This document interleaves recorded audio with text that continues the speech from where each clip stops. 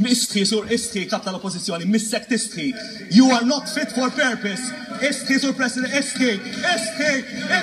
You are not fit for purpose. Kollox jindika li l-approvazzjoni tal-bord tal-Ene Malta kienet biss formalità u l-proġett tal-Electrogas kien diġà ingħata lilhom qabel biss iltaqa' l-bord. Dwar dan kollu kien marraf Konrad Mizzi bil-provi li ħarġu mill-PAC juru biċ-ċar li diġà kienet ittieħdet deċiżjoni li t-tender jintrebaħ mill-Konsorzju Electrogas ta' Jorgen Fenech. Dan seħħ ġurnata qabel ittieħed il-vot mill-bord tal-Ene Malta u Konrad Mizzi kien jaf b'dan kollu.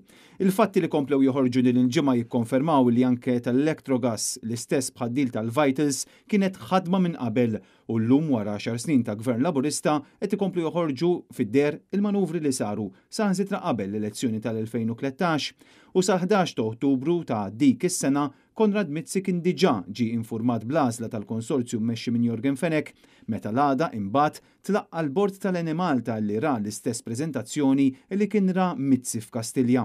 Konrad Mizzi min-naħa tiegħu għadu ma qal xejn dwar dak li ħareġ mill-PAC. L-aħħar li tkellem pubblikament bil-mezzi soċjali tiegħu kien spjega kif fl-aħħar snin poġġa lill-Alla fiċ-ċentru ta' ħajtu u awgura li aktar u aktar nies jersqu lejn il-fidi. Intant fl-aħħar laqgħa tal-PAC xed l-avukat Erin Mifsud Bonnici illi qal illi ma jħoss li kellu konflitt ta' interess meta hu kien is-segretarju tal-bord tal-Ene Malta li jażel l-Electrogas u kien anke l-avukat personali ta' Konrad Mizzi, kien l-avukat tal-Ministeru ta' Konrad Mizzi u kien segretarju ta' bordijiet oħrajn fosthom l-Arms. Dan apparti li daħħal 200,000 euro f'direct orders.